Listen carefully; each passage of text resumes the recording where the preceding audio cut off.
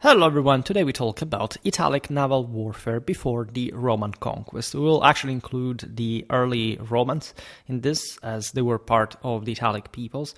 As well, I made a video titled Italian Maritime Antiquities. I don't know whether I'm going to title this the same way too, in which we observed the early Italic participation to the Sea Peoples raid. So we are between the end of the second and the beginning of the first millennium BC. You know that the Italics take over the Italian peninsula, but naturally this is not a very documented part of history. As for most Indo-European settlement, we know that essentially by language, by ethnos, they had arrived, but we have a very scanty evidence of all the individual movements, the single political military activities, and so on, having taken over essentially the Villanovans, and in fact placing themselves in this hell of a geographical position in the central Mediterranean. And in these instances, we observed how the participation to the Sea Peoples raids is naturally documented for the Sicilians, essentially the Sardinians, the Etruscans.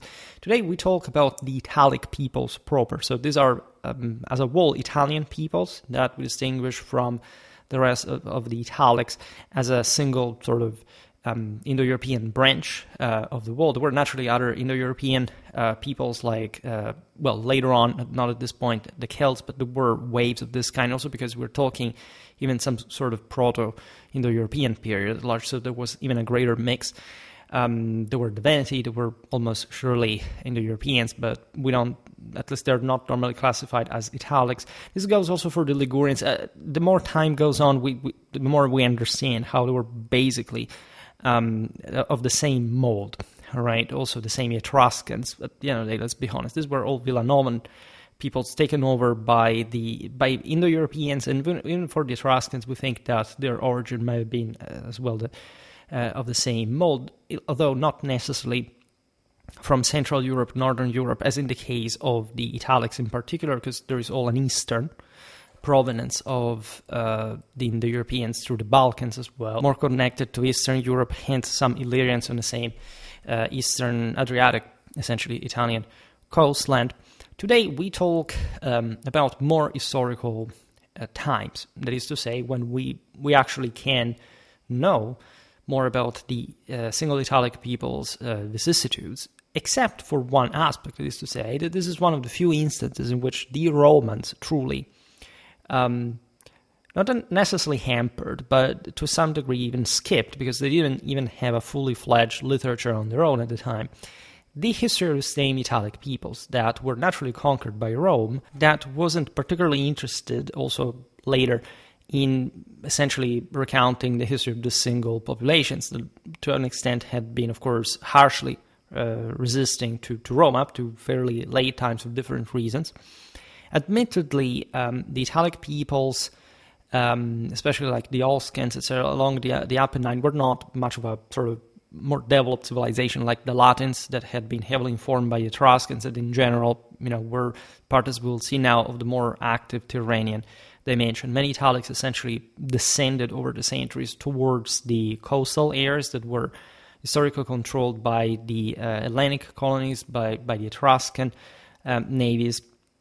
And so there is all a blend of different dynamics that, while bringing to an overall Italicization of the region, do not actually do so through any major conquest, the development of larger polities, right? The bigger thing we have is the Samnite Confederacy, which is an eminently continental, terrestrial force. Today, we, however, want to look at the fact that indeed these populations before the Roman conquest had an access to the sea in different circumstances. There weren't just the Hellenic colonists out there. There were many areas that simply just by the sheer extent of thousands of kilometers of Italian coastland were just even harassing other people's naval activity through piracy, etc. And it's obvious that for this very extended coastal world, and regardless of the fact that, yes, the Italics were mostly like mountaineers, right, tough hinterland breeds, they were so close to the sea that, given that their overall sort of good level of development for example, proto-urbanization before the Roman conquest, etc., would have taken the seats. And it's not much like Rome hid this. Of course, it was against her interest. But we're talking a time in history where even just the organization of a proper Latin historiography was not quite there. All right. So as we will understand from the sources here, there are, of course, Roman historians talking about the early Italic activities, including the maritime ones. We have also, however, a lot of Hellenic information. It would be interesting to digress more on the broader historiographical reasons of how and why such places are not documented, because I fear that contemporary people are obsessed with this notion that history was somehow a major fabrication, right? Some sort of scam by evil people who wanted to hide the truth from you, especially, like, of course, 2,000 years later, and that do not understand essentially what the broader literary production of the classical world, especially in the West, and in the Italic world compared, for example, to the Hellenic one, was actually all about. In general, we know fairly well certain broader dynamics of the Roman conquest of Italy, so that we can assess also what the Italic peoples fundamentally were. I made some videos about them, and we shall do more also from a religious point of view, because there is really a lot about Indo-European theological legacy from probably the earliest Italic sources available, quite distinctly outlined. In any case, today we will essentially tackle the question of whether the Italic peoples of ancient Italy were mere coastal observers or active mariners. The answer is obviously the latter, but this does not mean that we're particularly maritime-oriented peoples in general. At least the same Romans were essentially landlubbers until they needed to take on the Carthaginians, and at that point, actually, they demonstrated to be already as developed as them, managing to defeat them, to beat them at that level, showing that they had even actually already surpassed them. We discussed this in some videos we made something about the First Punic War at sea, where we tackle this issue, right, of how people tend to think the ancient world in technologistic terms. That is to say, peoples copied technology from others, otherwise they would have never gotten there, and especially the Romans basically stole everything from everyone, and as the scumbags that they were, managed to defeat them. The truth is that the Romans were, even in their rough and primitive Italic background, very developed and very civilizationally advanced, to the point of literally absorbing, of course, other people's know-how and general capacity, but also in a world in which military technology, naval technology, in this case, was pretty much like the same across the Mediterranean, as we will see better now, because the Etruscans, for example, were possibly the single most advanced maritime people in the Mediterranean, for that matter, by the time Rome was essentially also taking over Italy, and at least they managed also to beat the Carthaginians at some point. So we have to consider essentially in this chronological scale also what is the comparison? Like, why is, for example, like the Phoenician legacy in Africa was eventually taken over by supposedly, again, just purely terrestrial power like the Roman one. You immediately understand that there is something beneath the surface. The Romans were actually the people that, especially in later times, say the 1st century BC, when they developed their own fully fledged historiography and obviously were influenced by the Greeks, had to show the latter, essentially, that the Romans were innovators, right? And so that they had managed to surpass these other peoples by learning from them and improving on their capacities to eventually take them over, right? So it's actually the same Romans that fabricated this myth of having sort of quote-unquote copied stuff. which is in fact nonsensical, because also as far as their arms and armor, we often think, I don't know, that they copied everything from the Celts. Absolutely not, right? If you look at Italic Celtic panoplies by the time, I don't know, of the Allia River, I also made a video about that. They basically use the same weapons already. There is a very strong specificity of all the Roman arms and armor, like the scutum was Italic, the pilum was Italic. The broader, say, level of armoredness, the other types of weaponry were pretty much shared by across all the Mediterranean, and we shouldn't, in fact, presume that there was essentially nothing specific and unique about the Romans. It's like when, I don't know, in recent years, because of anti-white racism, said, I don't know, the Scandinavians do not have a culture. They stole everything from everyone. There is nothing really Scandinavian. This is absolutely not true. And it's not just ridiculous, but it basically demonstrates how much, even in the cases in which, of course, other peoples were, generally speaking, civilized by others, when there is an accomplishment, there is essentially a capacity to master those the means that are at your disposal, and that's by definition the measure of civilization. If you look at every single people from the dawn of civilization, basically they all sort of copied one another. The point is the following: some people are more like different countries, can develop the same technologies at the same time. Others say, no, it's all constantly influenced by everyone. The point is kind of the same, meaning that what we see eventually more straightforwardly, also through archaeology, etc., is not much the product of, in fact, much of an original development, but by the scale, I mean, in the essence of that thought of technology, but by the scale, it is the actual proof of the widespread capacity to apply that technology. It doesn't matter even where it was properly born, right? For example, Egypt and Mesopotamia, chronologically, and this is just a didactic approximation, at some point spawned as civilizations, more or less at very few generations from one another, right? So you can't think that at that point Egypt, say, wasn't as developed as Mesopotamia, that the latter brought to the development of the former, and vice versa. So when it comes to the Romans, given that there is still a lot of sort of denial, sort of conspiracy theories, etc., and proper alienation from reality regarding who they were and what they did, still this notion surfaces once again. But on Schwerpunkt, we were definitely eating that for breakfast. This is not even what we're going to talk about today in particular. Also because we're sticking to peoples that were eventually civilized by the Romans, telling the truth. And so in that regard, we're basically following a bit their trail as well. Right.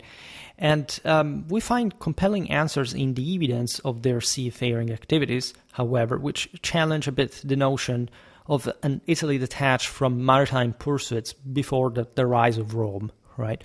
Besides, and we will see this better in even later chronologically themed videos, there was a big deal of Italic mercenarism across the Mediterranean, right? The same age of the Celt, say, as you know, the Samnites are to be found in the Balkans, in Africa. We even seen how there were Italic military colonists among the Ptolemy sort of phalangites in Egypt, right? So in the video about the Ptolemaic army organization, we will debate that. So there's a very wide connection, mostly tied to especially the Magno-Grecian polis to an extent, also because they literally live next door with one another.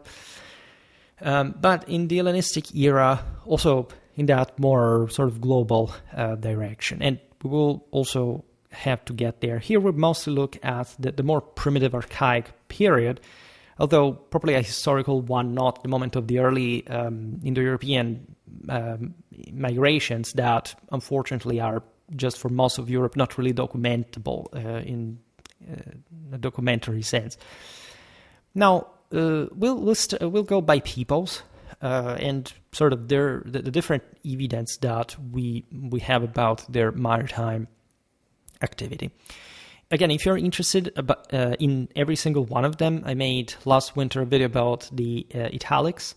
It's a brief resume of all these various groups, also some of the minor ones you never hear, because we will partially encounter them today. And so you know essentially who they were, where they lived, and which is useful because with a map of Italy at hand, you can see also how they were placed in relation to the sea, right? That is obviously close anywhere across the peninsula. Now, the Volsci, right? This was an Italic people residing south of the Tiber,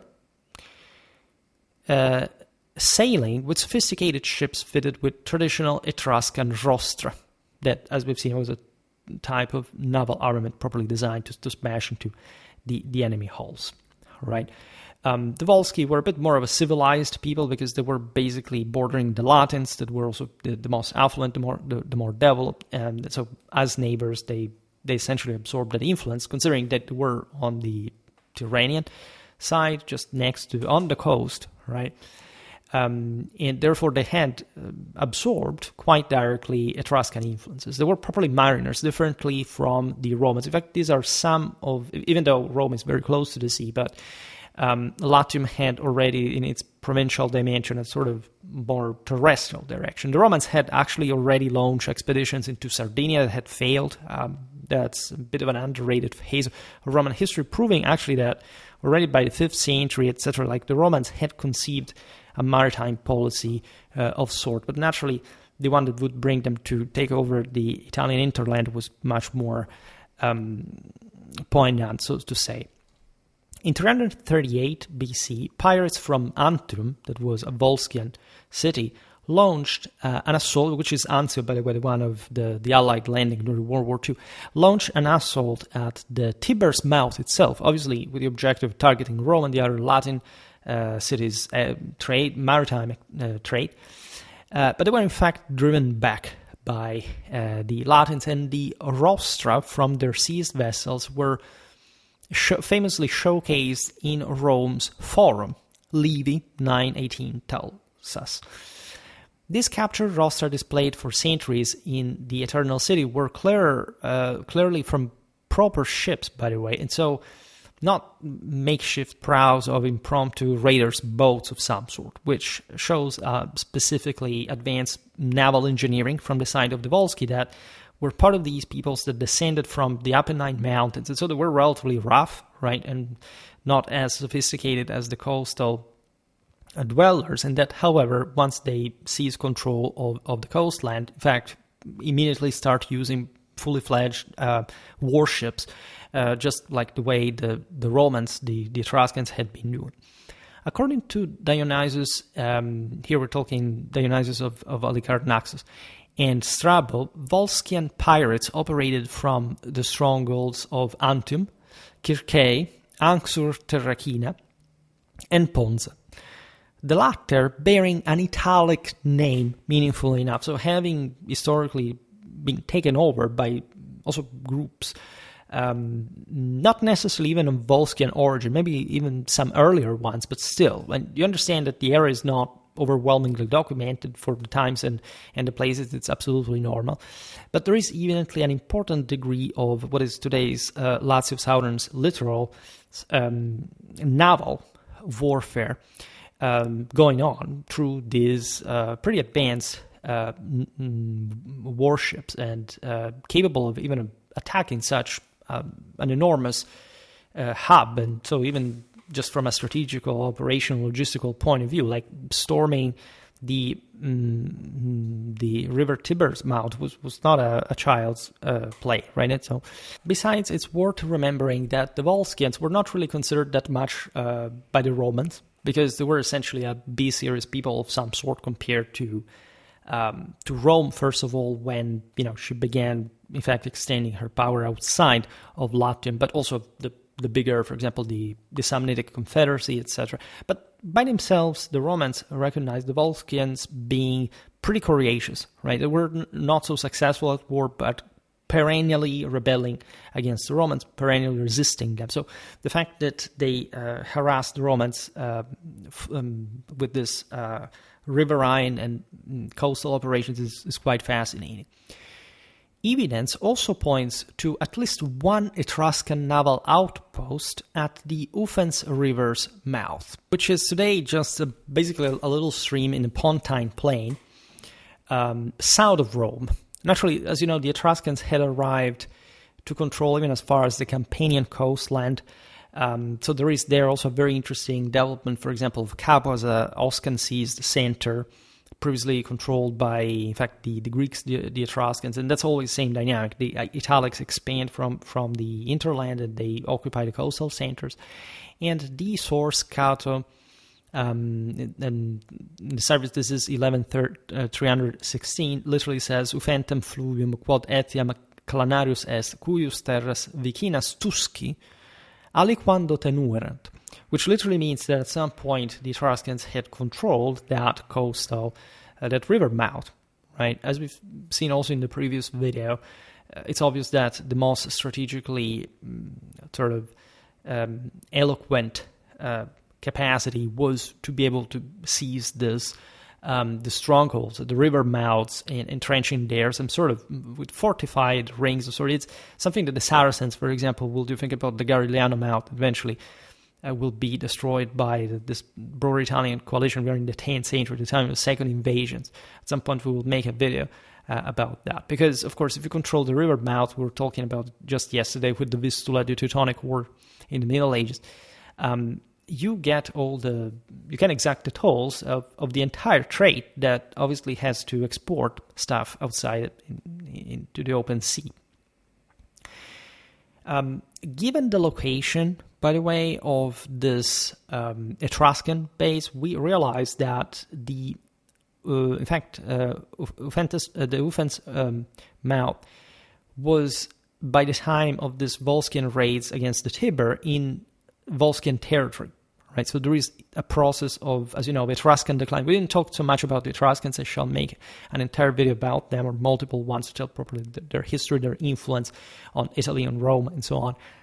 But at some point, the Italics take over, right? And especially from a naval point of view, this is one of the cases. This is not a stronghold lost to the Romans, but to these other Italics, even a relatively minor people like the Volscians, that, again, would have allegedly been just purely terrestrial, terrestrial power. Obviously, the Volscians would have been influenced by Etruscan naval expertise as well.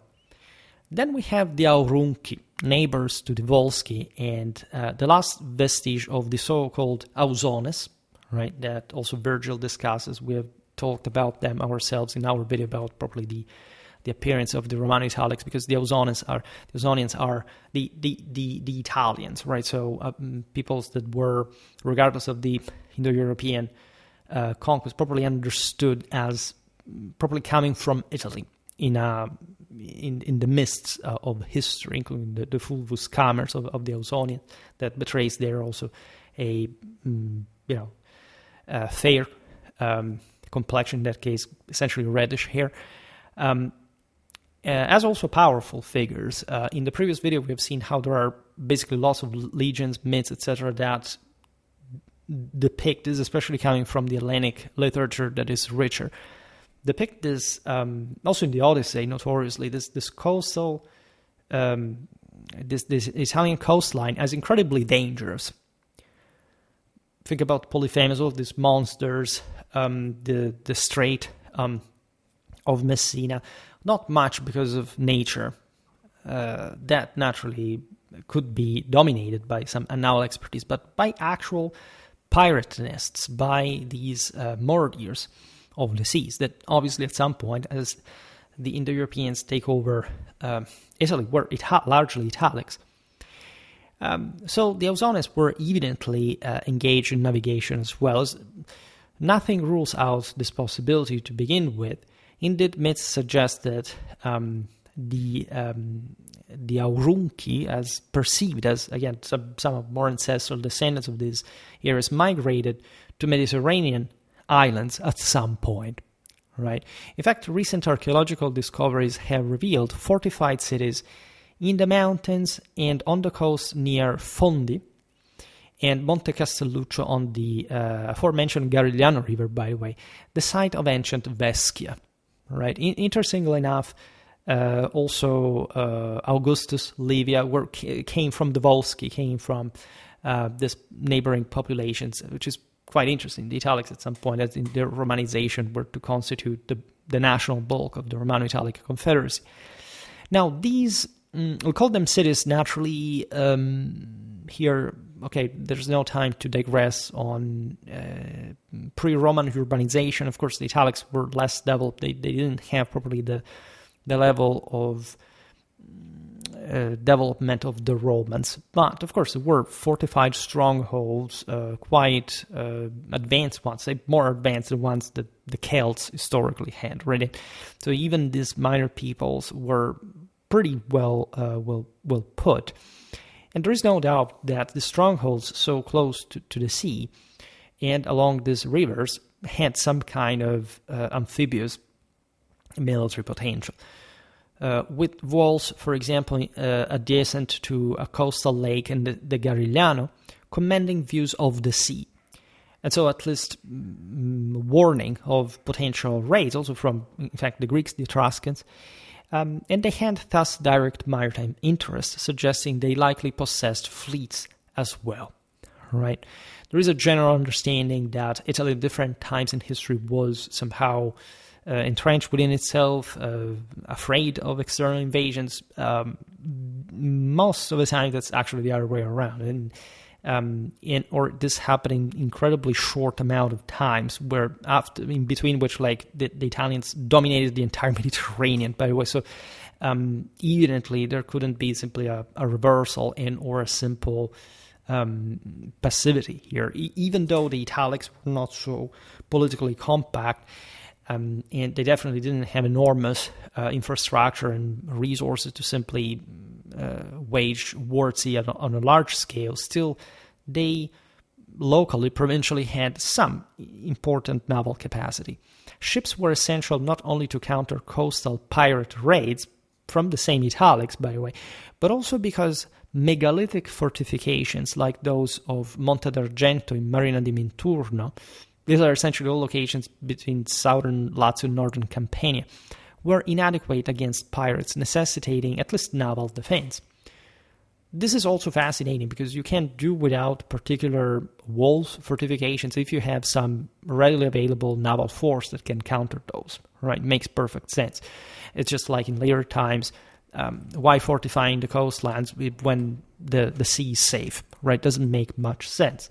If anything, you are more proactively going out there, and you're, in fact, the one rendering the sea safe. The Mare Nostrum, just in a Roman mindset, which may have been partially inherited by that Italic mentality background, right? That's quite interesting to think, to imagine.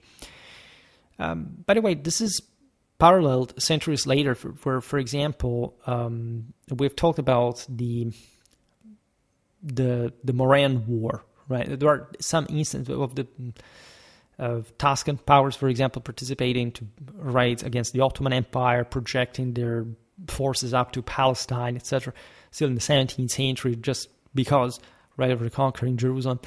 The Kingdom of Naples had numerous coastal towers requiring support from the fleets of the Knights of Malta and local forces to combat Turkish and North African pirates, just as much. The latter required protection from the Italians, the Maltese, and so on, right? And consider that this is a very important strategic quantity in a country like Italy that has 3,000 kilometers of coastline, right? So just imagine this in terms of sheer military costs, right? If you can make up for that fortification with ships that cost actually a lot, but can also project your own power over the same coastlines, well, you can understand that there is a more active posture and not a passive one.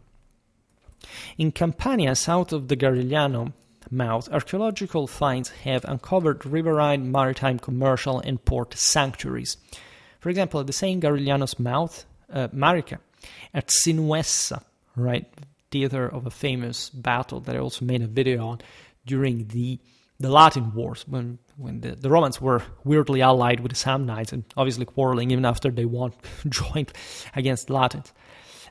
We're essentially on the Massico promontory touching the sea, Santa Maria in Caldana. These are all localities that also you have to understand mostly as archaeological sites today. You have the same at the Savona's mouth, the Pantella sanctuary.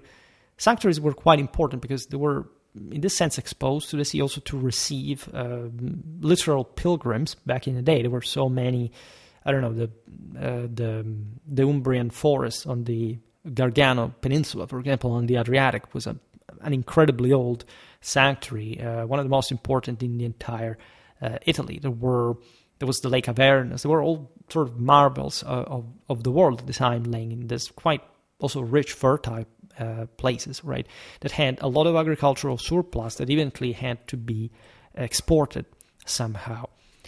A sanctuary with an associated port is hypothesized also at the Volturno's mouth, which was a navigable river with additional sanctuaries documented in the areas of Lago Patria, that is Cumae, the Phlegraean fields, Pozzuoli, Naples, and Foce near the Sarno river. So especially these first ones are very famous sites. Again, they would be part of the aforementioned Campania Felix. Lake Avernus was. That's also where the Romans will, at Baia, as you know, install their own, at Misenum actually, their own major fleet. The other one was in Ravenna on the Adriatic, but these were incredibly well served, just geographical locations in terms of naval predisposition.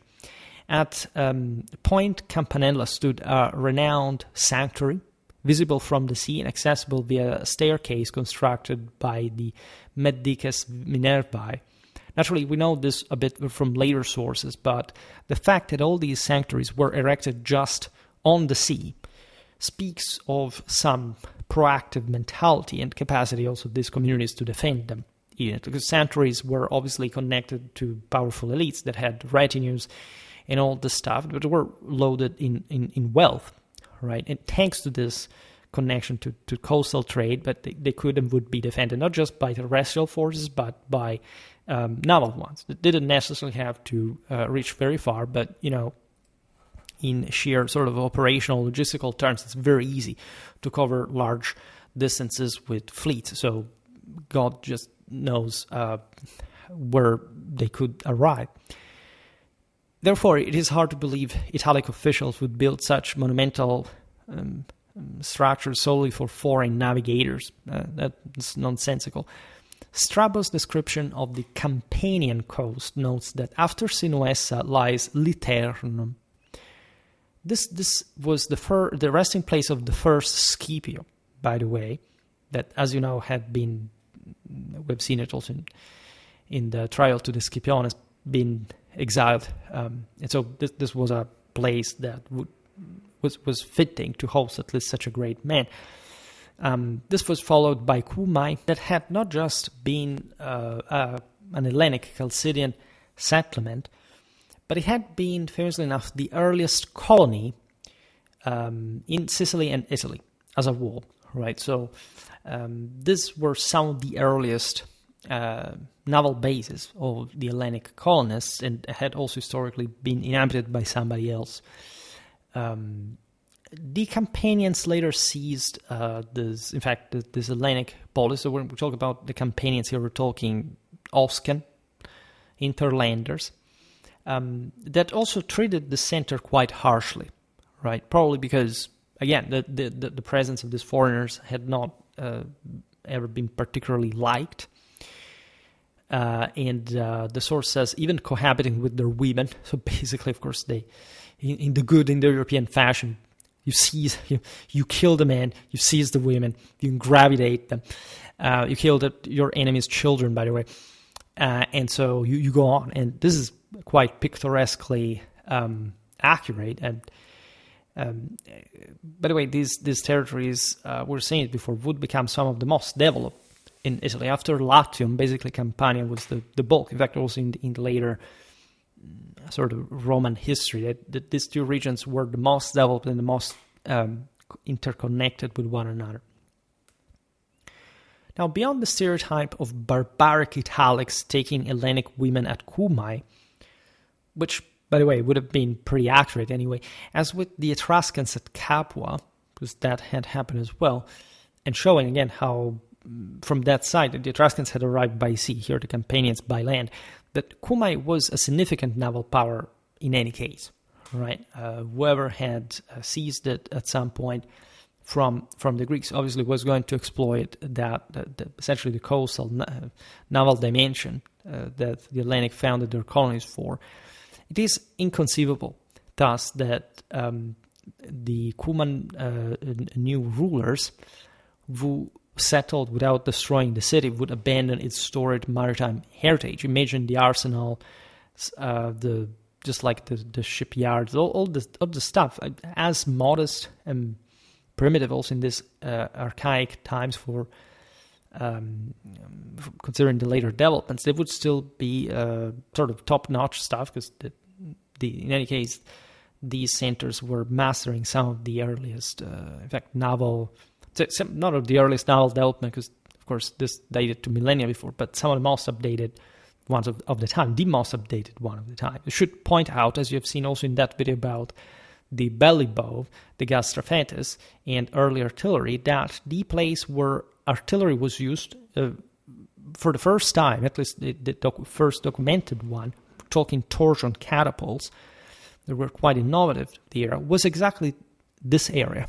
Right, there are different sources crediting this to the Syracusans, but we know that this siege machinery was basically employed by the Romans to storm some Italic coastal cities by employing Hellenic military engineers. And so, way before, say, Alexander, even the Syracusan later developments, these are the first places where you see artillery in action, which is quite fascinating to think, and proving how actually advanced this whole scenario really was. Naturally, we know that the Romans, the Italics, would not apparently make an overwhelming use of artillery until the Second Punic War, where especially they seized Nova Carthago. The Carthaginians were full of torsion catapults, etc. Even though Hannibal had not been particularly good at siege warfare. However, right, just for saying again, the Romans, this is probably the most difficult thing to understand. Being primitive does not necessarily mean to be backward, all right? There are some peoples that are primitive and backward, right, underdeveloped, whatever. There are some peoples that are primitive, rough, but fairly updated and or sort of pretty open to this, to any kind of option of employment of different means and tools. And the Romans arguably were the most ahead of their time, even though they were incredibly conservative and, in this sense, not particularly open to innovation per se. Right? You have Cato Meyer saying things like that. The Roman matons, the Roman stones did not need any kind of limestone to stick together, just pure Roman stones pile up on one another. So that's the level of courageous ultra-conservatism that the Romanity expresses, but not in still in a moment in which evidently this was reacting to an actual opening of the same civilization to some innovations. By the way, about the aforementioned places, centuries later, Sextus Pompey's fleet commanders assembled pirate crews in the Silva Gallinaria between Cumae and Sinuessa. I made a video of Octavian and Agrippa's clash against Sextus Pompey, mostly in Sicily, the final showdown, now Logos, all that kind of stuff. We'll come back on that. A pirate fleet demands skilled mariners and ports, indicating, of course, a maritime tradition that hadn't simply developed just in the last centuries along the coast north and south of Pozzuoli. Reinforced by the establishment of the vital Misenum naval base that, in fact, the same Octavian, later Augustus, will found as, again, the most important naval base in the Roman Empire. If robust port and naval activity existed before the Campanian conquest of Hellenic Cumae and persisted into Roman times, it is reasonable to infer that this maritime tradition endured during the Campano-Samnite era as well. In the Lucano-Bretian region, so basically between today's Basilicata, Lucani essentially, and in fact, and Calabria, that, as you know, took the name from actually what is today's Salento, this outermost tip of Apulia, because the Byzantines transplanted that administrative department into Calabria. It was otherwise known as Bruttium, right, which is a sort of much more Italic name than the Greek-sounding former one. So we are, because from one side you have the Tyrrhenian, from the other the Ionian Sea, right, from the Silaris to the Lao.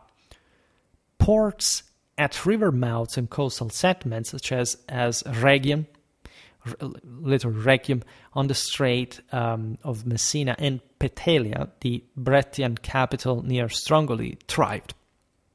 It should be pointed out that these areas were not overwhelmingly developed, if not for Hellenic colonization, but it is true that these settlements were, for this reason, more infiltrated by the Italics. And so, for example, Rhegium witnessed pretty early on a significant Brettian, thus Italic, naval activity on its own. So close to the sea, to the straits, it's unthinkable that they wouldn't try to dominate it. Think about the Mamertines later on, literally seizing Messina. This was an Italic war band devoted to Mars, according to the most ancestral Indo-European holy brotherhoods of warriors. And we have evidence of this stuff happening also within Rome. The Sodales Mamertei, whoever knows the term knows, right? I will make a video about that, I promise. Just show that there had to be some naval mean. Of course, we're in later times, we're in the 3rd century BC, but again, civilization was relatively fresh and new in these places. Now, on the Tyrrhenian coast, in Nothrian or Lucanian cities like Palinuro, a 6th century BC settlement, minted coins with the dual legend Pal Mo, and were later challenged by Elea. At Polycastrum, remnants of a 6th century BC mud brick wall, an Italic settlement which minted coins with the legend Cyrinos Pixus, dated to the mid-6th century BC, have been found as well.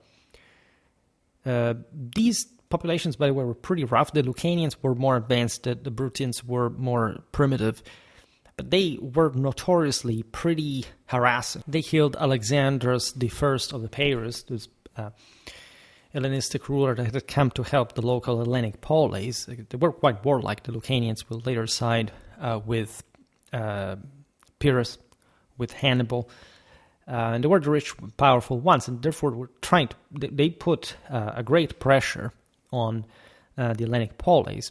Evidently, these peoples had also a naval proclivity of some sort. Pixus, also a Hellenic colony instead, and later Roman Buxentum. There is now Policastro Bucentino, is the reference of the former mint. So essentially, these guys minted, of course, under the name of the more reliable Hellenic currency. This is also typical. It happens in other times. For example, Amalfi during Saracen times did something similar, because at the time, of course, the Muslims had in general the upper hand in the international trade balance. But it's not like these places were in fact backwards. In fact, if you say just a century later, say that those same coastal centers would take over, like the entire Western Mediterranean and beyond. So we should think this. Also, Rome will do this, by the way, when seizing these places. That was also just for the sake of showing the Hellenistic world that Rome was there, basically, and they had the Hellenic merchants had to cope with this now enormous power in Italy.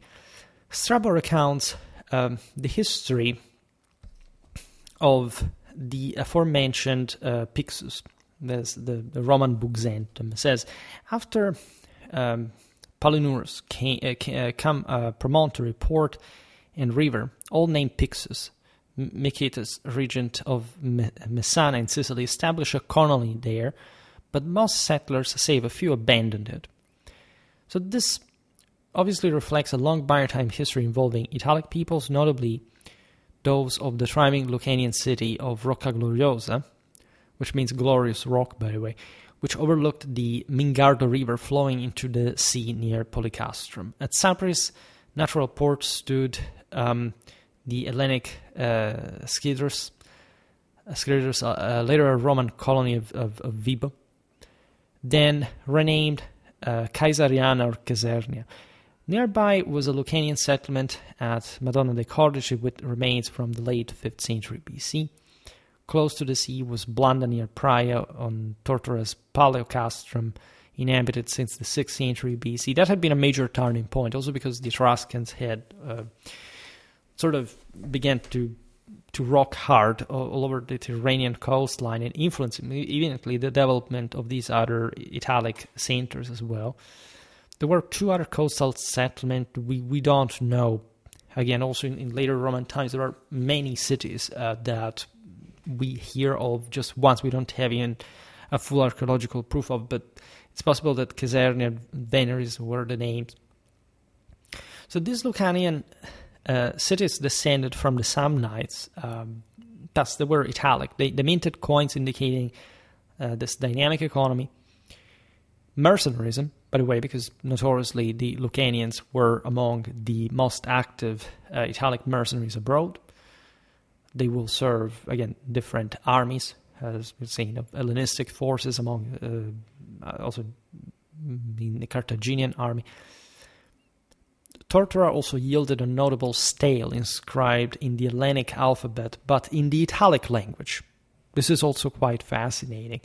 You have the famous passage from the Commentario del Bello Gallico when Caesar defeats the Helvetii, and it turns out that they had drafted the list of all their possessions in Greek. And I remember whether he says it surely in Greek alphabet, and it may have been in Celtic. I don't remember exactly how this is, but here we know for sure, because of the stele that arrived to us, which is also an interesting paleographical proof of some general sort of institutional awareness, local identity, etc. That yes, the Hellenic alphabet was used, but for writing in the Italic language. Right, and you know also that the Latin alphabet has a big deal of Etruscan influence as well. So it's interesting how here civilization was taking shape, already aware of this specific Italic identity, affirming itself also over at the expense of this other foreign presence on the coast.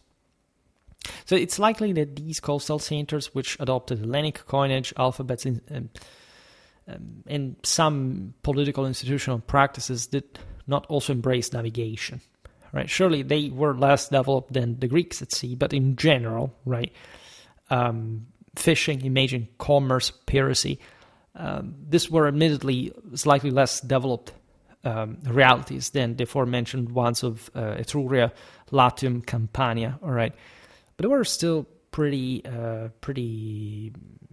well put themselves, especially the Lucanian ones.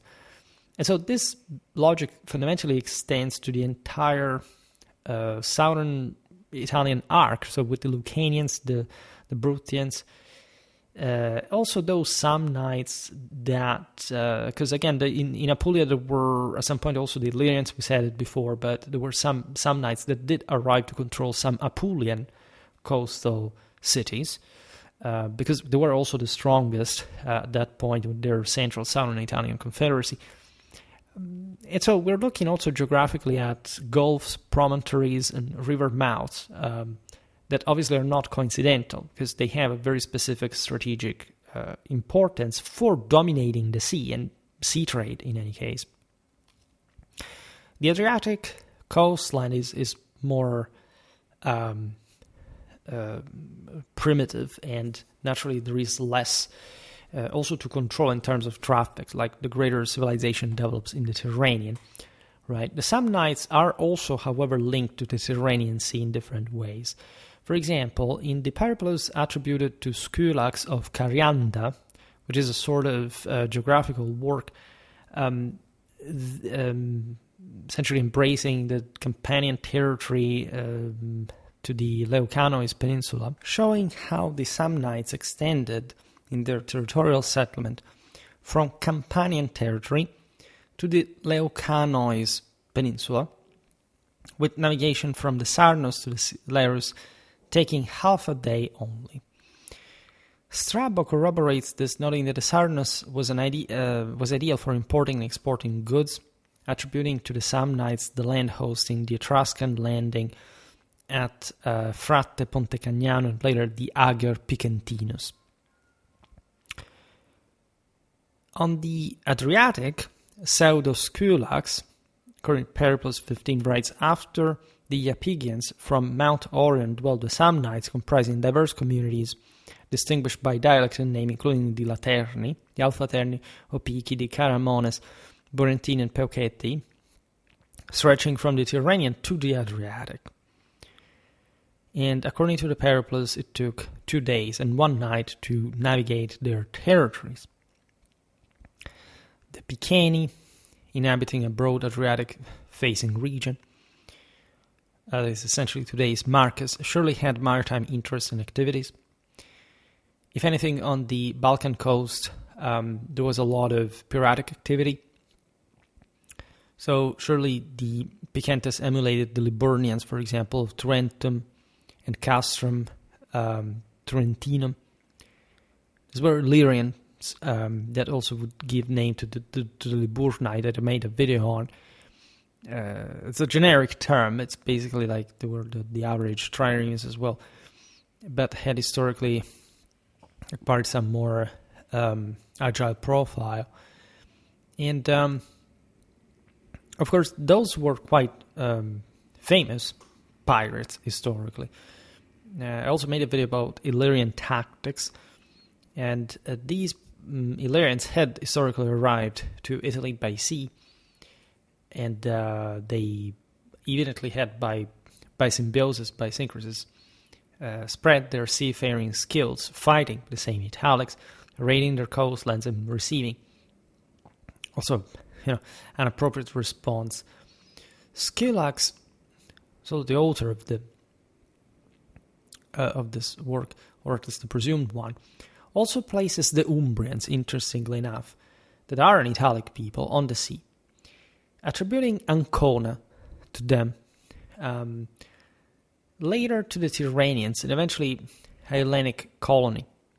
This is fascinating because this is, as you know, one of the most, it's actually the most important port on the Adriatic, aside from the southern, the Southern Apulian ones, or at least Brundisium is controlling the Strait of Otranto mostly, and there were also, in fact, these other towns. But Ancona is very strategic. We also have to make a video about that, which was one of the Italian maritime republics later. And this mention of the Umbrians is fascinating because this was an eminently Apenninic people, right? The incastinated into properly the central Italian mountainous hinterland, right? Monica Bellucci is Umbrian, just to give an idea. And so there is otherwise, I don't think, any specific reference in history to an Umbrian naval activity. But there is definitely nothing strange in the various clashes among the Italics to presume that the Umbrians made it to Ancona, by the way. Consider, we've seen this, especially talking about the origins of the Sabines, that the Oscans in general were thought to have actually originated from Umbria, descending through the Vers Sacrum, so this historical sort of Indo-European practice of sending out youth and people at different times, depending on the age, to colonize other places, to conquer them, right, and gradually expanding through that. So it's possible that Scylax had some reminiscence of this dynamic. It's absolutely possible that some originally Umbrian warbands seized Ancona at some point. Before Scylax, the Pseudo-Scylax says, the Etruscans and the Greeks that were also not venturing that much in the Adriatic. Of course, they would have, however, been present everywhere, because this is the point that we're actually making, that aside from these specific documentary and archaeological evidences that can be more or less scattered Especially the former, as you know, as we often say, are more useful because archaeologically speaking, yes, we can find stelae, properly of written culture, whatever, telling us explicitly who there, and dating it, etc. But in general, even when we don't know whether a people was there or not, it's mostly because we lack the explicit documentary evidence. When we talked about projection of naval power, this was notoriously incredibly long-ranged, right? And obviously enough, there would have been some lots of back and forth, like study, I don't know, we haven't made perhaps so many videos about that, but I made some videos about medieval Genoa and medieval Pisa, and see how often these powers interfered with other ones, how they seized that port, they lost it, then they reacquired it. So imagine it for centuries of very poorly documented history, how often such things would have actually occurred. It's also naturally very relevant that the author of a Periplus is so well informed about these also interland Italic peoples, showing that they were evidently sort of visible, so to say, in political and military sense from the coast. Strabo notes that the Frentanian coasts hosted landing sites used by other Italic peoples such as the Vestini, the Marrucini, and the Peligni. These are essentially in today's Abruzzo littoral, not particularly developed areas. In fact, these peoples are all sort of fragmented. We covered them. They put all pretty harsh resistance to the Romans at some point, also because of their dreadfully mountainous hinterland.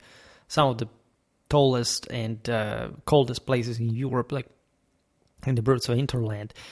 And Strabo says that Ostia Terni was a port. This is not Ostia in the Rome, right? The port of Rome. Ostia Terni is in the probably on the Adriatic in these areas, right? So it's today's Pescara, as a matter of fact, that already by the name tells has sort of connected to the sea that this settlement was. That is described, in fact, by Strabo as a port and a market for the inland mountain peoples, because there are just mountains behind that, and reflecting rights of access, trade, embarkation, and disembarkation retained by inland groups after the original ethnic political unity fragmented. Besides, the notorious Frentanian Pyrrhus is documented, with Strabo, once again 542, mentioning a pontoon bridge over the Aternum near the sea, where the namesake city serves as a port for the Peligni and Marrucini, adding that in the Frentani territory lies Ortonium, certain rocks belonging to pirates whose homes are built from shipwreck remains and were otherwise beast-like. Interestingly enough, Strabo is naturally a later source. It's fascinating how still in Roman times the idea that these Italic peoples that now were civilized, were Romanized, and were settled across the world through Roman colonization, etc., were still perceived for their brutality, as we said here, and so obviously for their danger as pirates, as a matter of fact, which again suggests that they were yes, primitive, fragmented, but also capable of seaborne activity, to say the least. This maritime engagement is further contextualized by Rome's interactions with the sea, often viewed through the lens of the same, in fact, Roman history, historiography, which provides much of what we know about the Italic peoples as well. In Polybius' stylized account, Rome is essentially portrayed as detached from the sea, right? Which, again, at large is true. At least the major expansion of Rome, as it is historically described, evidently was projected towards the hinterland for different reasons. That, if anything, years ago I made an entire series about probably the Roman conquest of Italy, and everything makes sense. The greatest wealth and people lay in the Italic hinterland. Italy is very rich and very populated, and so obviously by seizing it, as you know, the Romano-Italic Confederacy will truly become the world's master and wielding that in a unitary direction. So before becoming becoming a naval colonial power of some sort, Those were not Greeks or even less Phoenicians, right? Rome will eventually colonize the Mediterranean through some Roman garrisons, essentially, of land grants to her veterans, but obviously on the basis of pre-existing centers and mostly for an interland control. Very different from the Greeks and the Phoenicians. The Greeks at least had some demographic capacity because they literally brought entire parts of their polis to leave overseas. The Phoenicians weren't anything like that. They just had essentially markets established, garrisoned, but no such thing like a demographic colonization. Also because the elites were incredibly jealous of their own prerogatives. The Phoenician city-states were much more sort of autocratic, oligarchic, compared to, for example, the Hellenic polis that had instead sort of that more Indo-European sense of the egalitarian power and, again, freemen settling overseas. Yet, also in Polybius' account, when required, Rome swiftly transforms herself into a maritime power, leveraging her organizational prowess to outdo and defeat established seafaring nations. Of course, Rome was very well placed on the lower Tiber Valley with great demographic and economical resources. So at some point they even think again to project themselves navally before the Punic Wars, etc. But it's too premature, right? There is still the Latin, the Oscan sort of world to check, and Rome has entered at that point into sort of a steamrolling mentality that basically will not spare anything and anyone, right? Rome had simply to take over the world. The Romans had realized it pretty early on. Nothing else mattered, right? And the quickest, the biggest the target, the better it was. This naturally reflects the classical narrative of Rome as a virtuous, isolated entity that masters and improves upon all it learns, thereby earning her triumphs. Which does make sense. I mean, it's not like Polybius was making up things per se. He has his own bias that, however, in this sense seemed to be instead very, very Roman, right? And also very Italic-minded. And Polybius, even at least, we've also described his work in sources about the Roman army, had, of course, lived among the Scipiones. He had heard a lot of how the Roman elite thought, the same families of commanders that had conquered the Mediterranean. So he himself notes that Rome's engagement with the sea predates this narrative of, again, Rome simply expanding as a terrestrial power. And it is very interesting because he could have simply, seen that or at least sort of minimized it. Instead, he cares about pointing that out, meaning that the Romans probably themselves knew that if they had wanted, they could have had more naval involvement. Just that was not really their main interest at some point. There are at least 3 international treaties concerning maritime affairs. The first dates to 508 BC, after the fall of the monarchy, so we're more or less also in a time between myth and history. Some scholars say this treaty was actually signed in the mid-5th century, and it stipulated that, quote, the Romans and their allies with us had fleets, by the way. So allies, in this sense, mostly Latin ones, which is even more remarkable because it's not like there are two, say, Rome is the better versed Latin center for a maritime approach. So we're talking here incredibly interesting strategical, operational, logistical implications of the possible Latin involvement alongside the Romans into naval occupations. So the treaty again says the Romans or their allies shall so either of them shall not sail beyond Cape Bellon nor trade there. If forced to land, they shall repair damages and depart within 5 days. This was a contract with Carthage, by the way, that initially was a Roman ally, notoriously, right? Especially even against the potential threat of Alexander And here, Capobello, by the way, is literally the port of Carthage. It's in the Gulf of Tunis, right? Cape Farina and Cape Bon, right? Also, given that we're making more videos about World War II and the Regia Marina, it's interesting to see that Mare Nostrum mentality was resumed by the fascists later on.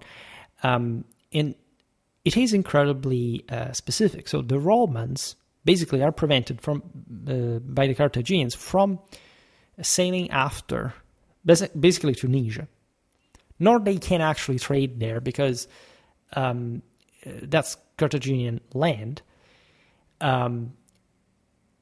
So literally the Carthaginians in the 6th century or 5th century BC are telling the Romans, the Latins, that their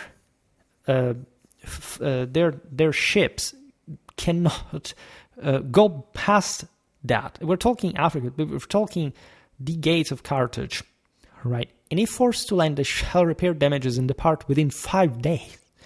This shows how, way before the Punic Wars, the Carthaginians were actually worried that the Romans and their allies could actually interfere with their African domains. And it says also that the Romans and Carthaginians shall have equal rights in Sicily.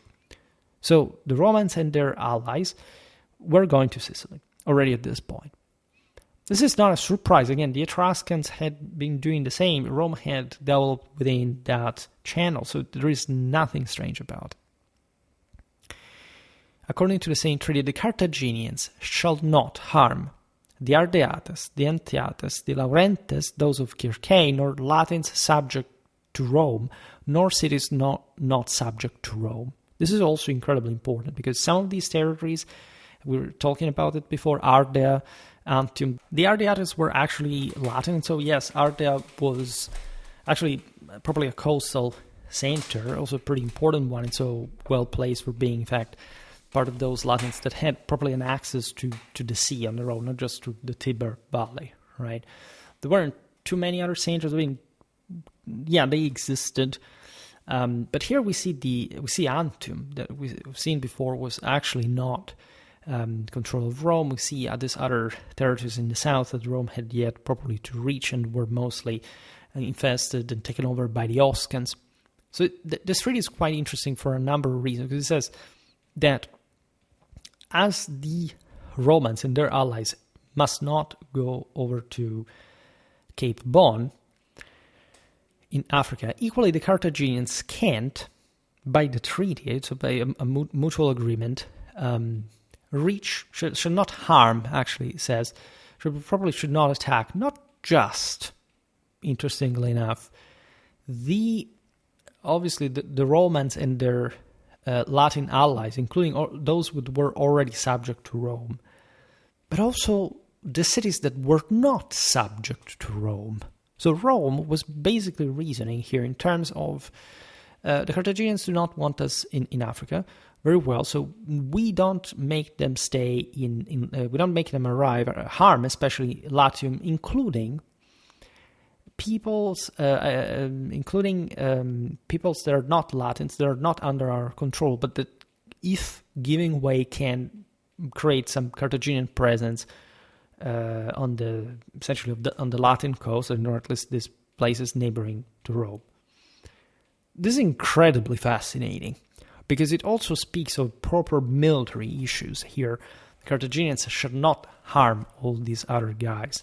And this treaty, which mentions explicitly Roman and allied ships, right? Likely including but not limited to the Volsci that we've seen before, that were traditionally not very much aligned with Rome, marks also the earliest explicit reference to the Socii Navales, essentially those allies that would provide with naval forces, right? So the term used properly for the naval units of Italic maritime cities under Rome's influence, as the word the Socii providing the ally, the cohortes, and so on. We'll talk more about those. I made a couple of videos about them, that were also properly naval forces. And we're as early as the 6th, the 5th century BC. It's an incredibly archaic time. Here Rome has still get her act together and fully emerge victorious over the Latin cities and start starting properly, like to take over these other places. So incredibly early, and yet showing that was a very strong awareness of the maritime potential, also coming from Carthage and vice versa, coming from Rome and the Italics. So indeed, when we think about Polybius' narrative, so the Romans entrench into their mostly continental, agrarian, and yes, of course, urban, but fundamentally terrestrial dimension. We're reading a bit of a Roman Latin trope, a little bit, that, however, is already aware, even in Polybius, of the initial Roman naval ambitions that are evidently demonstrated by this early treaty with Carthage. By the way, the fleets mentioned are separated from the classis Romana. Right, they would have been later involved in Roman-led military operations, such as the ravaging of the Nocarian countryside, through proper amphibious operations. We know this from Livy 938. All right, so there is a pretty kind of early Roman mentality as far as the possibility of raiding territories along the sea.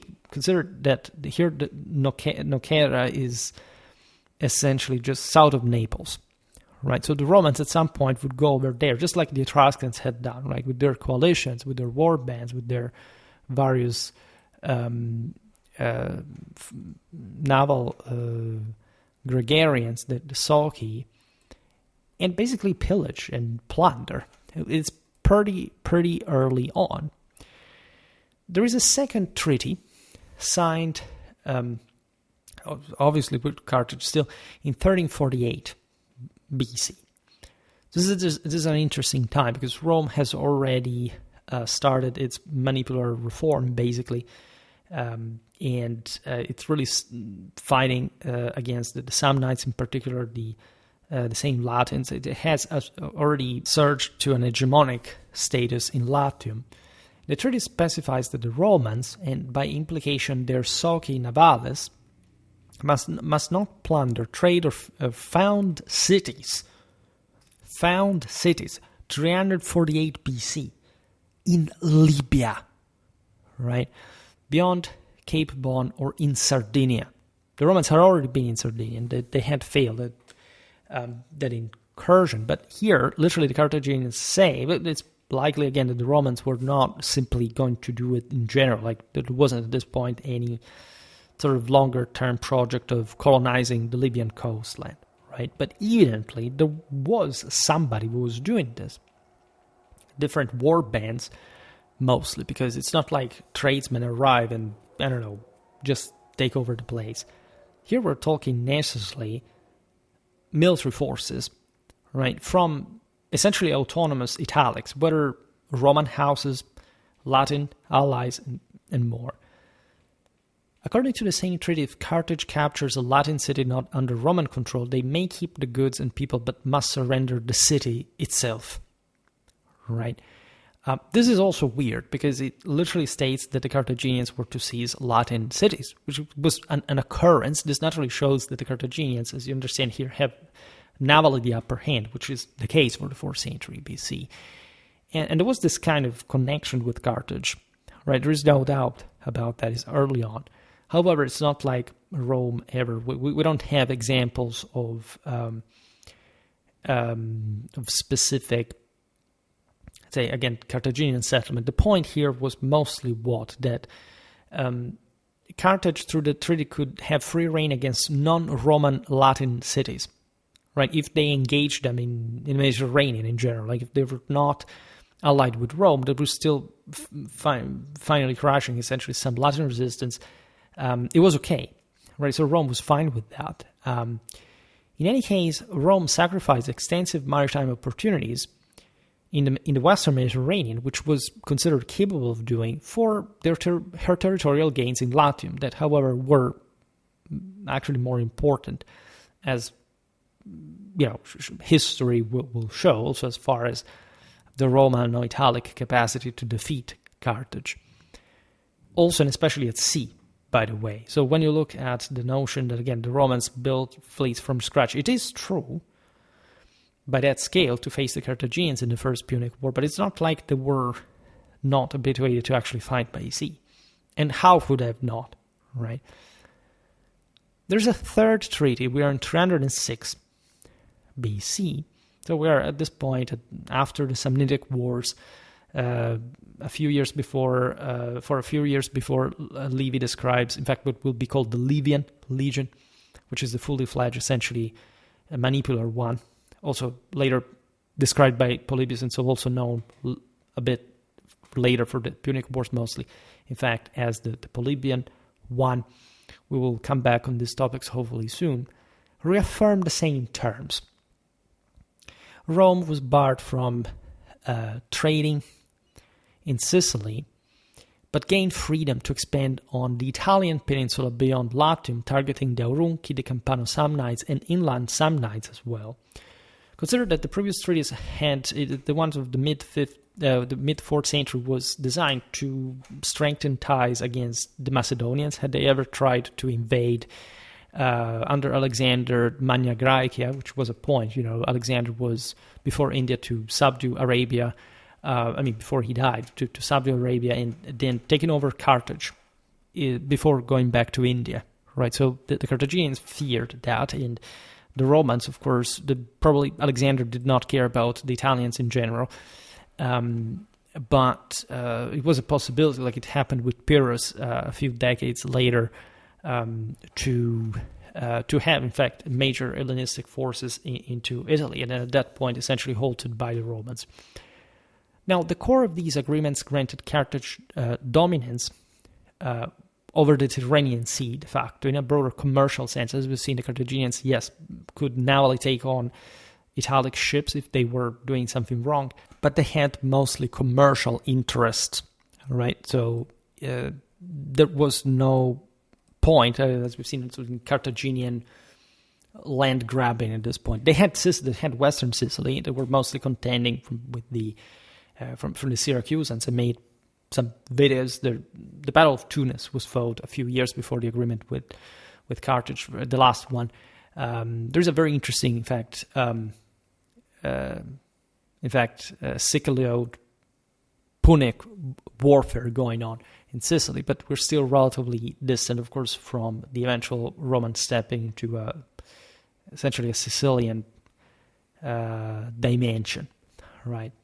The road was being paved. If anything, it's after Pyrrhus' expedition that the same Hellenistic ruler, by coming back to the Balkans, looking behind, said, what a battlefield they have left for the Romans and the Carthaginians. This is anecdotal, but it's also very famous, but that's essentially the moment. By the way, we will see this in other videos, that there is all a specifically gradual Roman conquest of all the Italian peninsula that is particularly declined as far as the coastal centers are concerned, because naturally Rome does aim at controlling the various coastal trade routes, even when expanding into hinterland. The treaties explicitly reference Roman and allied ships, again, well before the Punic Wars, indicating Rome's maritime engagement already at that moment. This is unsurprising. During her Etruscan phase, so to say, Rome, located on a river near its estuary, was familiar with Tyrrhenian seafaring traditions, and especially under the Tyrrhenians, under the Etruscans. That Rome was never fully under the Etruscans. It was never really part of Etruria, or was never properly directly controlled by Etruscans. If anything, there were leaders that came from Etruria, but Rome was still an open city, and it ruled essentially by a Latin patriciate. And again, I made a video about feudal Rome that explains a bit how that world worked. Obviously, if Rome's allied cities possessed ships capable of challenging Carthaginian trade in the Tyrrhenian, there is no reason to doubt that contemporary independent cities, such as those of the Volsci, Aurunci, and other Italics, situated on gulfs, coastal lakes, and river banks near estuaries, with comparable levels of civilization, also maintain armed fleets. They were small powers compared to Carthage, so we do understand, as you've seen here, that also Rome and her allies cannot and do not have essentially an interest to challenge Carthage at this age at sea. But still, incidents occurred. There were the Greeks in the south. It was a pretty sort of interesting situation, because Rome was also fighting against other Italics, lots of entanglements there. It's notoriously suspected that this Syracusan tyrant Dionysus was the mind behind the Gallic expedition that allegedly sacked Rome after the Battle of the Allia River. Essentially, those mercenaries are to be found south, at least in part, in Sicily, at Dionysus' service, which could show, by the way, that Syracuse was worried, just as Carthage, that Rome could overexpand, and this would sort of interfere with Sicilian, especially Syracusan affairs.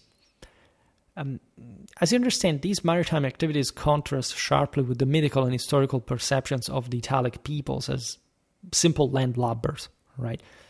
They overall were, again, most of their warfare was terrestrial. There is no doubt about this. They were well placed where they were. There is a sense of safety, that Rome had all an internal debate later on for different reasons, like during especially the Second Punic War, that really opened to a broader dimension of Mediterranean dominance, but still there were sort of cultural attritions after the conquest of southern Italy during the First Punic War. That is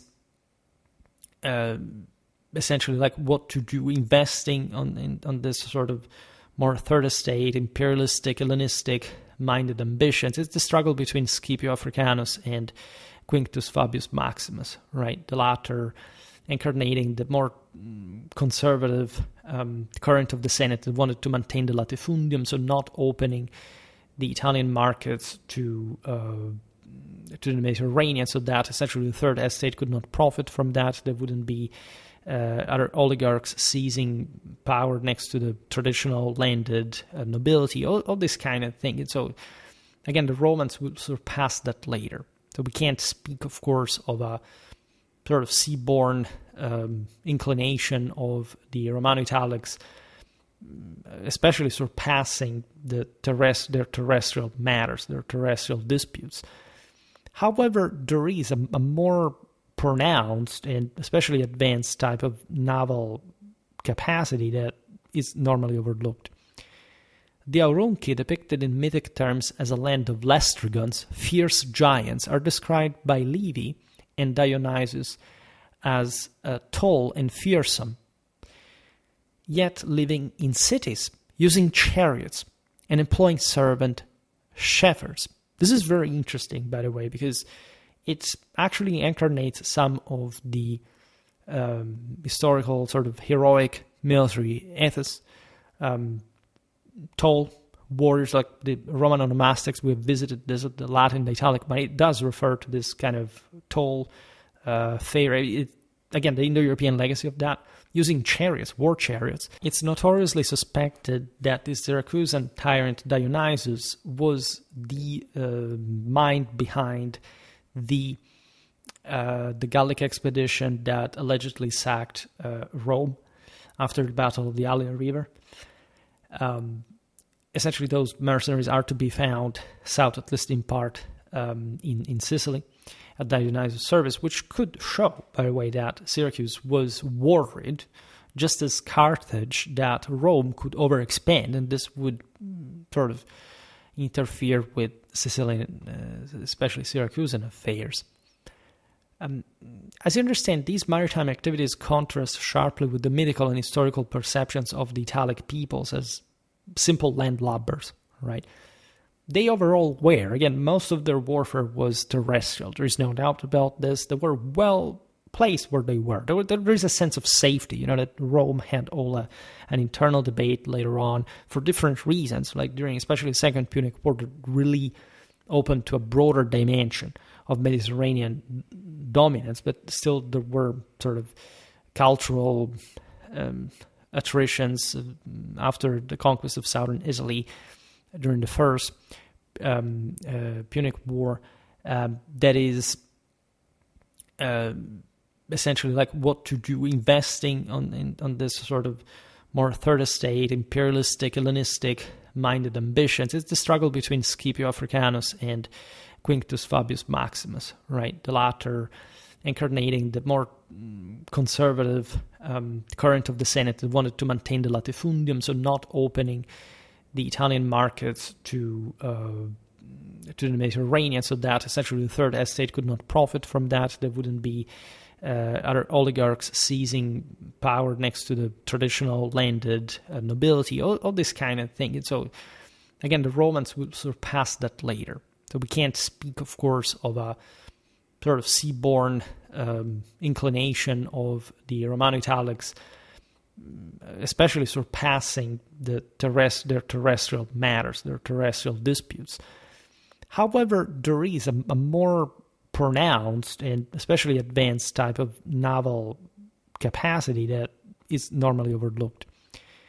The Aurunci, depicted in mythic terms as a land of Lestrigons, fierce giants, are described by Livy and Dionysius as tall and fearsome, yet living in cities, using chariots, and employing servant shepherds. This is very interesting, by the way, because it actually incarnates some of the historical sort of heroic military ethos.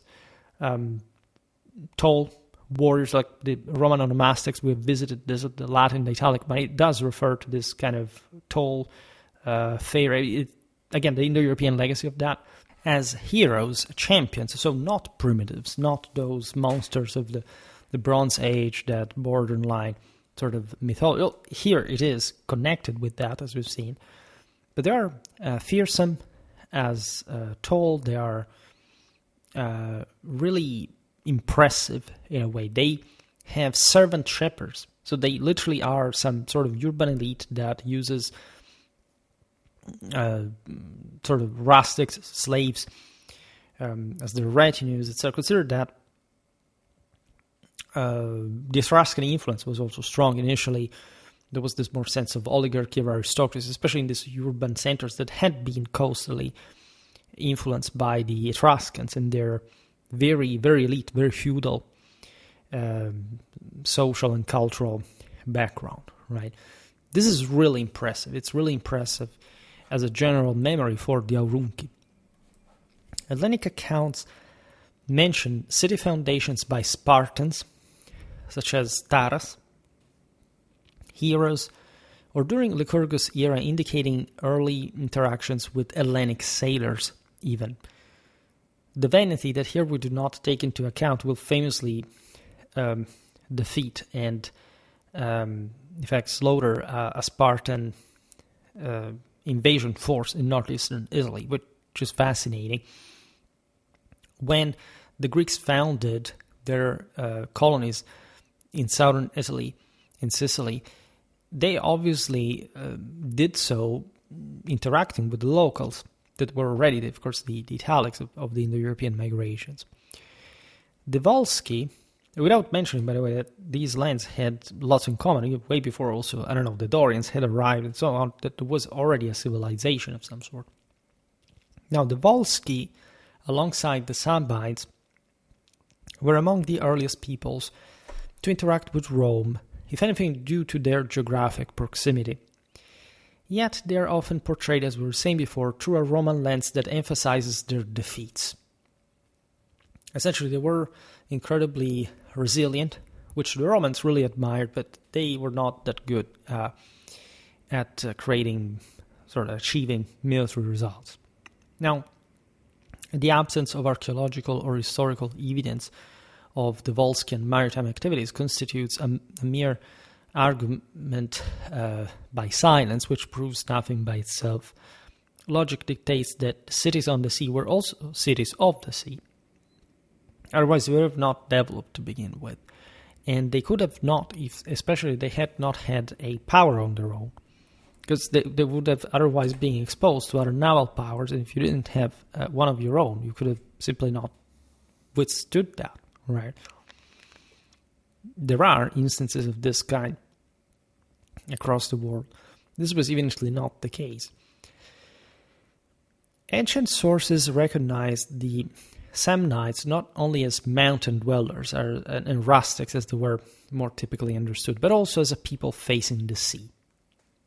This is also fascinating because definitely the Samnites incarnate a bit like the alter ego, the diametrical opposite almost of the Roman mentality, sort of more autonomous, sort of free-sharing, pastoral communities of the Apennine heartland, very much intolerant of Roman sort of dictatorial resolve and imposition of rule on this freeborn people.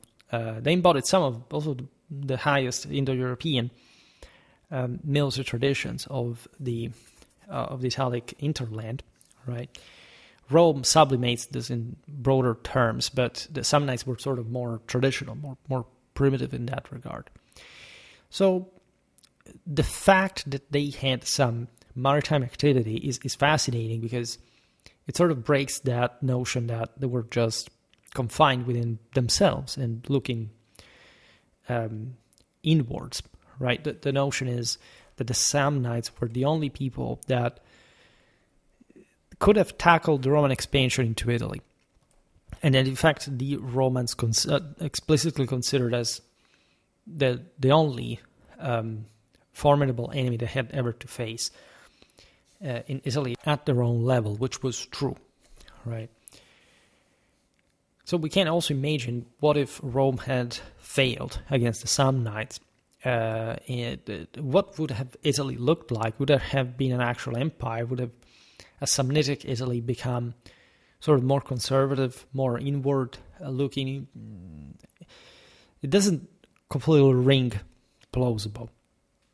Also, let's consider this, that all these Italic peoples from Rome to the least developed of the Italic were incredibly similar with one another. They were incredibly homogeneous ethnoculturally, and so this would eventually facilitate the cohesiveness of the Romano-Italic confederacy.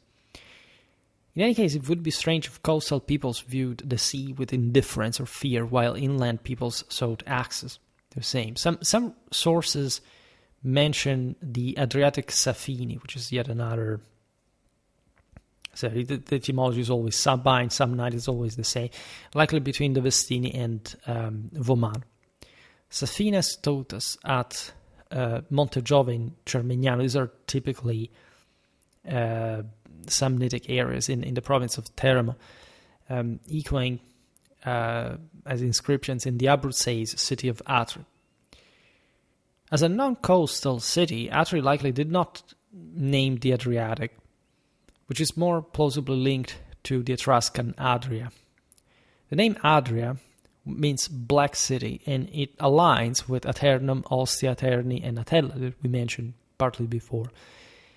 Is it coincidental that the Upper Adriatic's famous city prompting during the Etruscan thalassocracy shares the same name? Because Adria is literally just, imagine the south of Venice, right? Hence Adriatic.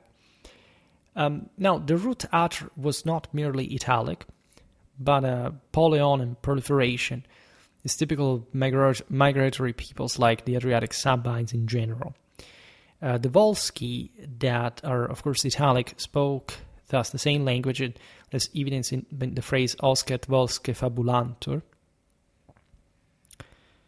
This is fast, I mean, you really have to dig into the philology of it, but in general, like, we know that they were of the same linguistic branch.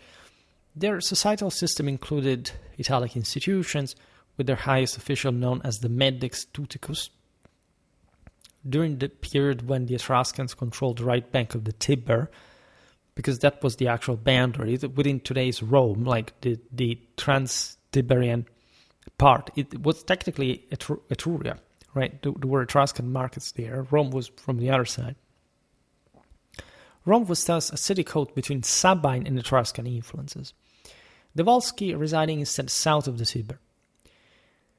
Together with the Laurentes and the Ardeates, it's fascinating because these peoples eventually gave names to the roads that passed there, the Laurentinian, the Ardean, etc. The cities of Antium, Kirkei, and Anxur, that had all important also sanctuaries, think about the one of Jupiter, of Anxur, and so on, are referenced in the initial treaty, the first treaty of the 6th and 5th century BC between Rome and Carthage. And the Aurunci, neighbors to the Volsci, served essentially as a historical buffer between the Volsci and Campanians, with coastal cities including Amuculae, Caieta, and Formia, right? While Suessa, Vescia, and Ausona, subjugated by Rome, lie along the Garigliano River instead. Fondi is a marshy region famed for Caecuban wine, one of the most prized in Italy, features a lake with a floating island, similar to Cotilia. The Samnites appearing on the Adriatic are described by the aforementioned Pseudo-Scylax in his Periplos as comprising diverse communities distinguished by dialect and name. There are the Laterni, the Alfaterni, the Opici, the Caramones, we've seen it before, the Borentini, the Peucetti, stretching from the Tyrrhenian to the Adriatic, because they, again, were to be found from both sides. In the south, they did not arrive, because there were, in southern Italy, yes, but not to the Ionian, for example, like the Lucanians. But they were from both sides, so they had some sort of influence, and they would sail all along the southern Italian coast at some point. Again, their war bands, even as mercenaries, were hired by the Hellenic polis of Magna Graecia, right? They would have not just arrived through the interland, they would have been found also as raiders on ships. Navigating their territory, as we've seen, takes 2 days and 1 night. So there are different... Now, this is a bit complicated, but to make the long story short, let's say Scylax Alfaterni probably refer to a place called Montenero di Bisaccia's Mountains. Those are the Black Mountain, that in fact, in Greek still brings this idea of the Black Mountain. Remember the Black City? That's the connection. Montenero in Italian still means Black Mountain, right? There is also a less likely option that is to say the Claterni of the obscure Cliternia could have been, for example, Serra Capriola. Again, it doesn't matter much what the location is, but the fact that there is a broader polynomial that is used for defining these centers of maritime importance across this territory. The Opicoi Oscans are likely those mentioned by Pericles as the one of Asconia, noted in the later Frentanian itineraries. The Caramones are probably those of the Caramanico Valley. See how similar also the names are, right? There is also the Apulian hydronym of Carapelle, which suggests, again, some connection with the waters, rivers, river mouths of the sea. The Borentinoi Forentinoi are likely the future Frentanians from the Periplos. Again, these are all Greek terms. Those of the Foro River. And so what we notice about this is, first of all, that these are all Adriatic peoples. There is no actual access to the Tyrrhenian, because the Samnites would, at least some Oscans, for example, the Capuans, were originally Samnitic, and or at least Oscan from the Oscan hinterland.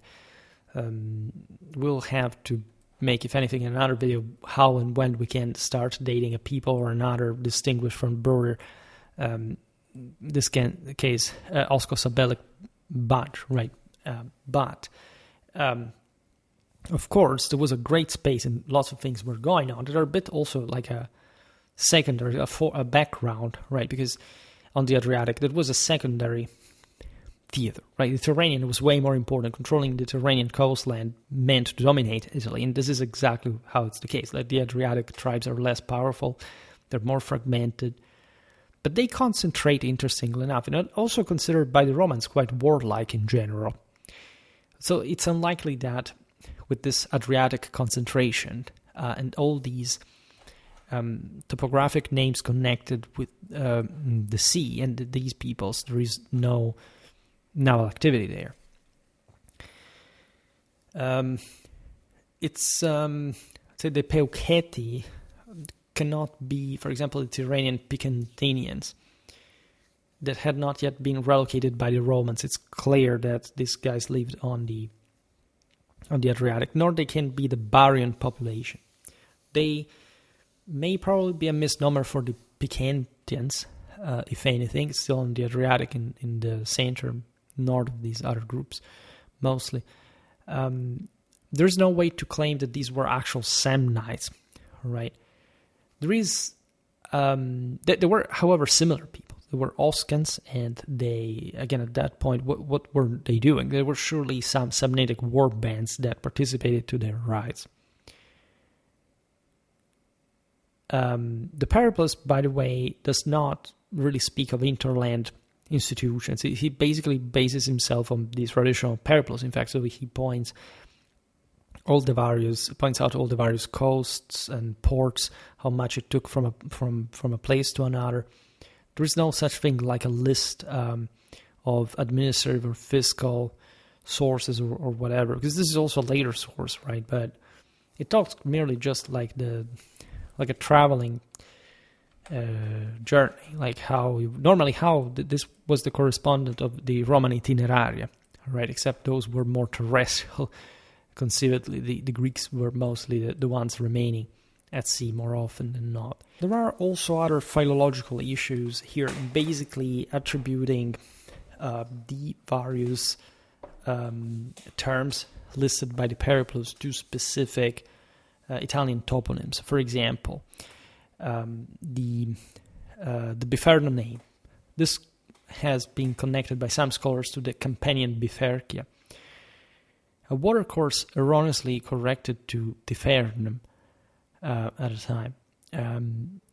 There is also a Sabellic term, which is buca, which in Latin actually stands for Ostia. This means sea mouth, right? So a river's outlet to the sea, which is a common fluvial port name, as literally in Ostia Tiberis, so the port of Rome, and Ostia Terni, such as Pescara, among these Oscans of the Adriatic. And so here it's easier to look at things with a map. To make the long story short, we have an important deal of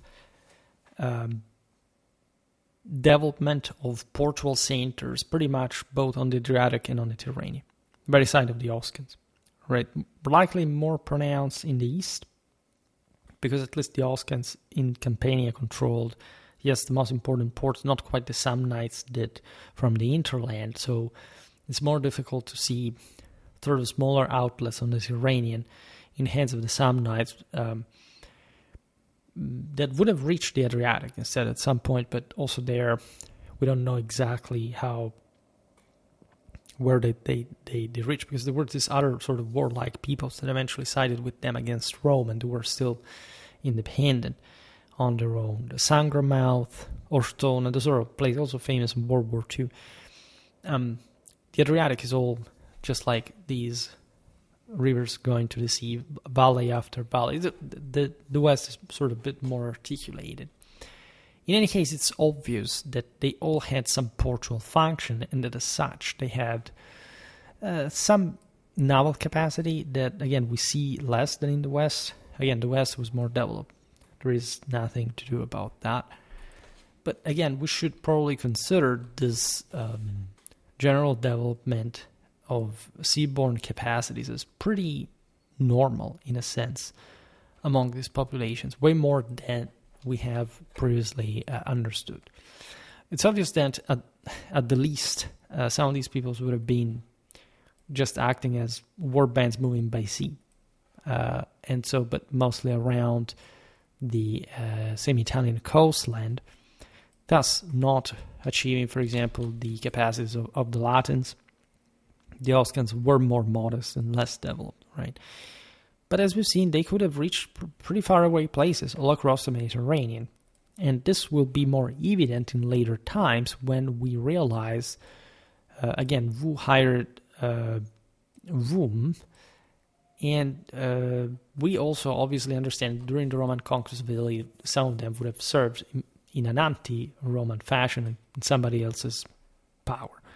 This is particularly the case, again, for the Epirotes, even the Macedonians, at some point the Carthaginians.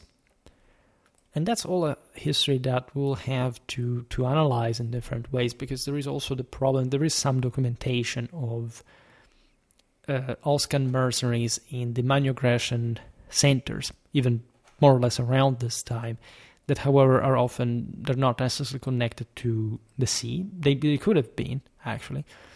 But we think also by the majority they came just directly straight from the hinterland. If anything, we have to understand whether there is room for sort of seeing how these guys were hired and how there is a relatively few, right? But we will observe that, we will research it and get to some conclusions. In any case, I hope that this video was compelling and that sort of it profiled a bit of a different story compared to the normal Vulgata. Again, the Romans do not seem to have much hidden Italic naval activity before their time. It's just as if they didn't even talk about their own. And there might be, as we've seen, some of their own vision of themselves. They wanted to portray themselves as a sort of more terrestrial, conservative people to some extent. And it also depends, generally speaking, on who we're discussing, like in say, which kind of authors, in which time in history, at which point of Roman understanding of their own recent history through different historiography, which are also notoriously difficult topics to browse because we literally don't know what sources they used. I mean, in some case, it's obvious that the Romans themselves would have known about these italics and their own early naval enterprises altogether. But the point is that they wouldn't need to particularly write. Still in the 3rd century BC, when the Romans took over southern Italy, they thought that writing was a matter of effeminates, just lower people, essentially, like conquered ones from these other worlds were turning out to be literate, at least in productively literate. It's not, the Romans had actually a pretty early literacy. We know that pretty well, and was fairly spread. But the activity of writing as a living, also writing theater, was not looked upon with great favor up until fairly late in time. Like, it's basically the 1st century BC that witnesses that for different reasons, and that comes to inform our entire vision of Romanity, because up to that point we do have also in the previous century some Roman histories, but they're sometimes mixed with poetry. I mean, it's not necessarily or just straightforwardly a history of their origins that easily. So we have to rely on other sources. But the moment you understand that the Romans themselves did not care too much about this, but something else in the dimension of their conquest of Italy, that probably opens your eyes, all right? And there is no doubt, as I was saying at the beginning, that however the Italics were objectively as primarily terrestrial polities, that their naval interest was not present in as much there were other naval powers that couldn't quite immediately contend with: the Etruscans, the Greeks, the Carthaginians. And so it's mostly when Rome takes over most of the Italic world that there are enough resources to simply also crush these powers in other ways, also on their own same land they obviously had reached by sea. Right, so that came all naturally. If you know the various steps of the Roman conquest, there is a pretty sort of straightforward pace, rhythm of these expansions. Sometimes being relatively, let's say,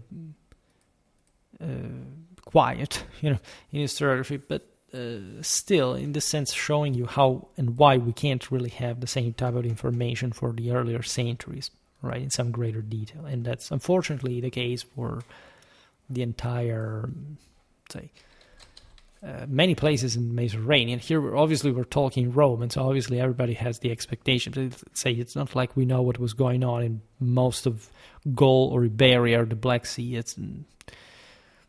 We have much more vague intuitions. Here, if anything, we have more information that you can put together. It sort of does add up. There isn't much of a hidden reality, but it's at least a reality that had an enormous potential, and that we must understand why not really